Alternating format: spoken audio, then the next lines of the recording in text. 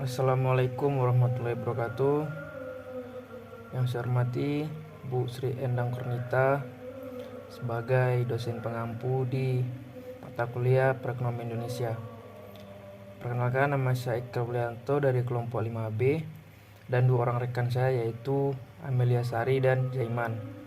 Pada kesempatan kali ini kami akan membahas tentang arah bauran kebijakan Bank Indonesia tahun 2022 mendorong akselerasi pemulihan perekonomian menjaga stabilitas. Nah, untuk materi yang pertama mungkin akan disampaikan oleh rekan saya yaitu Amelia Sari. Pada Amelia Sari, Baik, terima kasih kepada moderator. Selanjutnya saya Rizky Amalia Sari akan menjelaskan materi pertama terkait akselerasi pendalaman pasar keuangan. Kebijakan pendalaman pasar keuangan pada tahun 2022 dipercepat untuk penguatan efektivitas transmisi kebijakan moneter serta pembiayaan infrastruktur dan dunia usaha guna mendukung pemulihan perekonomian nasional. Nah, pada tahun 2022 ini, BI lebih mengarahkan kepada pasar uang yang modern dan berstandar internasional, menopang transformasi pengelolaan moneter dan infrastruktur yang terintegrasi, interkoneksi, dan interoperabilitas antara pasar uang dan sistem pembayaran. Nah, pada tahun 2025 nanti, BI memiliki 3 pilar kebijakan pengembangan pasar uang. Yang pertama yaitu mendorong digitalisasi dan penguatan IPK, dan yang kedua meningkatkan efektivitas retransmisi kebijakan moneter, dan yang ketiga yaitu pengelolaan risiko. Nah, pada tahun sebelumnya nih, tahun 2021 sampai tahun 2022, BI memfokuskan kebijakan pada yang pertama yaitu ETP matching. Pada ETP matching ini, BI memfokuskan kepada implementasi ETP matching untuk spot market dan perluasan instrumen repo dan DNDF. Nah, pada instrumen repo ini, BI melakukan perluasan pelaku transaksi repo, perluasan underlying repo, pengembangan bridging repo rate yang efisien, penguatan sertifikasi treasury dan market conduct, serta pemanfaatan mini GMRA syariah. Dan selanjutnya yaitu kebijakan BI pada DNDF, yaitu yang dilakukan adalah perluasan pelaku transaksi DNDF, upaya menyeimbangkan supply dan demand, pengembangan variasi mata uang dan tenor DNDF, serta penguatan ILSDOR sebagai kurs fixing DNDF yang kredibel. Selanjutnya kebijakan yaitu menggunakan instrumen lainnya antara lain overnight index swap dan IRS, instrumen hedging jangka panjang, dan local currency statement. Nah, selanjutnya yaitu materi kedua terkait kebijakan ekonomi keuangan inklusif dan hijau. Pada kebijakan ini, BI akan terus memperluas dan memperkuat program pengembangan UMKM melalui korporatisasi, peningkatan kapasitas, dan fasilitasi akses pembiayaan untuk meningkatkan daya saing. Nah, UMKM pada hal ini akan difokuskan kepada digitalisasi untuk mendorong peningkatan produksi, pengelolaan keuangan, dan perluasan akses pasar. Dalam hal ini akan tetap mengedepankan penerapan good agricultural practices, peningkatan kapasitas UMKM, dan pendampingan intensif melalui kemitraan dengan platform dan pertanian digital. Nah, BI juga akan mengkampanyekan UMKM hijau. Penerapan konsep UMKM hijau ini akan dimulai dari UMKM binaan untuk mendorong proses produksi ramah lingkungan, budidaya organik maupun integrated farming. Penguatan kebijakan keuangan hijau ini dilanjutkan untuk mendukung pencapaian ekonomi berkelanjutan dengan sistem keuangan yang stabil, inklusif, dan hijau dalam rangka menjawab tantangan perubahan iklim di depan yang dapat mengancam stabilitas perekonomian serta sebagai bentuk kontribusi aktif Bank Indonesia dalam pencapaian target Indonesia rendah karbon. Nah, Bank Indonesia akan melakukan transformasi yang bersifat menyeluruh melalui penguatan kebijakan keuangan hijau. Kajian mengenai kebijakan makroprudensial hijau untuk mendukung sustainable finance terus dilakukan Bank Indonesia. Juga terus mendorong pendalaman pasar keuangan melalui pengembangan instrumen pasar hijau. Nah, pengembangan ekonomi dengan keuangan inklusif hijau terus dilakukan antara lain melalui pengembangan model bisnis ekonomi sirkular, green farming, dan laporan keuangan hijau bagi UMKM dan pelaku ekonomi syariah. Baik, hanya itu yang dapat saya sampaikan. Saya kembalikan kepada moderator.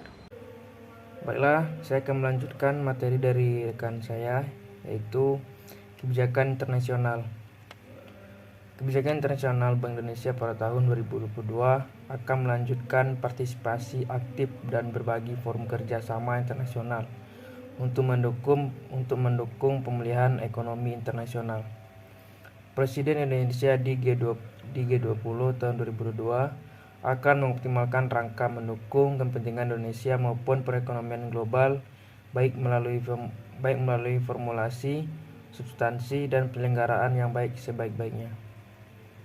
Tidak hanya berhenti pada Presiden G20, formulasi substansi yang mendukung kepentingan Indonesia dan kawasan akan menjadi fokus dalam ketentuan Indonesia di ASEAN pada tahun 2023. Penguatan kerjasama internasional juga harus dilakukan pada tataran multilateral, regional, bilateral terkait jaringan pengaman keuangan internasional. Bank Indonesia terus meningkatkan persepsi positif investor dan lembaga rating melalui kegiatan manajemen yang lebih proaktif. Bank Indonesia juga harus ikut memfasilitasi promosi perdagangan dan investasi sektor-sektor prioritas melalui dukungan Investor Relations Unit atau IRU, baik di tataran daerah, nasional maupun internasional. Bank Indonesia akan melakukan kampanye untuk mendorong dan memperluas LCS di antara melalui kegiatan sosialisasi kepada pelaku usaha potensial bekerja sama dengan kantor perwakilan luar negeri dan dalam negeri serta mitra strategis Bank Indonesia lainnya. Materi selanjutnya akan dijelaskan oleh rekan saya, yaitu Jaiman. Saya akan melanjutkan materi selanjutnya, yaitu perekonomian Indonesia di lintasan jangka menengah menuju Indonesia maju.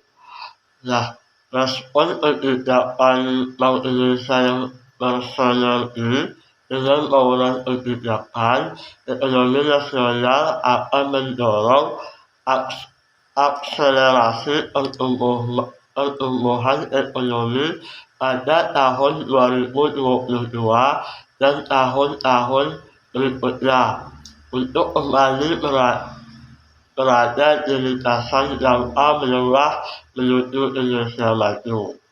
Nah, ekonomi Indonesia pada tahun 2022 diperkirakan akan mencapai 4,7 atau 5,5%. Hal ini didukung oleh berlanjutnya perbaikan ekonomi global yang berdampak pada kinerja ekspor yang tetap kuat serta meningkatkan permintaan domestik dari kenaikan konsumsi dan investasi. Terima kasih kepada Jaiman yang telah menjelaskan materinya. Selanjutnya saya akan membahas masalah kasus yang ada pada materi kami, yaitu pengaruh UKM terhadap perekonomian Indonesia. dapat kita ketahui bersama bahwa UKM adalah suatu produktivitas yang dimiliki oleh perorangan maupun badan usaha yang telah memenuhi kriteria sebagai usaha mikro maupun pilar terpenting dalam perekonomian Indonesia. Nah, UKM ini diklasifikasikan menjadi 4 kriteria, yaitu UKM yang digunakan sebagai kesempatan kerja mencari nafkah, umumnya dikenal sebagai sektor informal. Nah, yang kedua, UKM memiliki sifat pengrajin tapi tidak bersifat kewirausahaan. Yang ketiga, UKM yang telah memiliki jiwa kewirausahaan serta mampu menerima pekerjaan si kontrak dan ekspor. Yang terakhir yaitu UKM memiliki jiwa kewirausahaan dan akan melakukan transformasi menjadi usaha besar. Nah, berdasarkan data Kementerian Koperasi dan UKM, jumlah UMKM saat ini mencapai 64,2 juta dengan kontribusi terhadap PDB sebesar 61,07% atau senilai 8,579 triliun rupiah. Kontribusi UKM terhadap perekonomian Indonesia meliputi kemampuannya menyerap 97% dari total tenaga kerja yang ada serta dapat menghimpun sampai 64% dari total investasi. Pemerintah telah menjalankan sejumlah program dukungan UMKM, di antaranya bantuan insentif dan pembiayaan melalui program PEN, Kredit Usaha Rakyat, Gerakan Nasional Bangga Buatan Indonesia, digitalisasi pemasaran UMKM, penguatan wirausaha alumni program Kartu Pekerja melalui pembayaran KUR, dan termasuk pula strategi jangka panjang menaikkan kelas UMKM melalui UU Cipta Kerja. Peran UMKM dalam perekonomian Indonesia sangat penting dan terlihat dengan kemajuan Indonesia saat ini. Peningkatan penurunan pertumbuhan ekonomi Indonesia berpengaruh oleh berbagai faktor, termasuk keterlibatan UMKM. Sesuai dengan Undang-Undang Dasar 1945 Pasal 33 ayat 4, UMKM merupakan dari perekonomian nasional yang mandiri dan memiliki potensi besar untuk meningkatkan kesejahteraan masyarakat, dan UMKM memiliki peran yang signifikan terhadap pertumbuhan ekonomi negara. Sebagai salah satu pilar perekonomian Indonesia, UMKM memiliki peran yang signifikan yaitu sebagai berikut. UMKM ini berkontribusi besar terhadap PDB Indonesia yaitu 62% dari total PDB nasional atau setara dengan 8.500 triliun di 2020. UMKM sukses menyerap tenaga kerja dalam jumlah yang besar, yakni 97% dari daya serap dunia usaha di tahun 2020. Jumlah UMKM yang banyak berbanding lurus dengan menyerapannya lapangan kerja.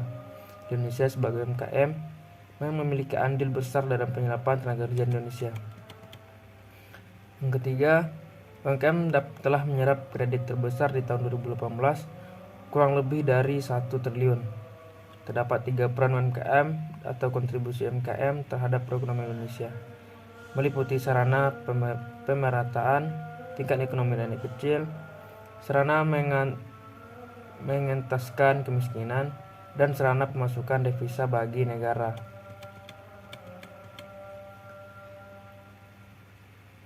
Sejatinya, UMKM sumbang devisa bagi negara sebab pantasnya tidak hanya menjangkau nasional melainkan hingga ke luar negeri. Terdapat beberapa faktor pemicu perkembangan UMKM, salah satunya pemanfaatan teknologi informasi dan komunikasi.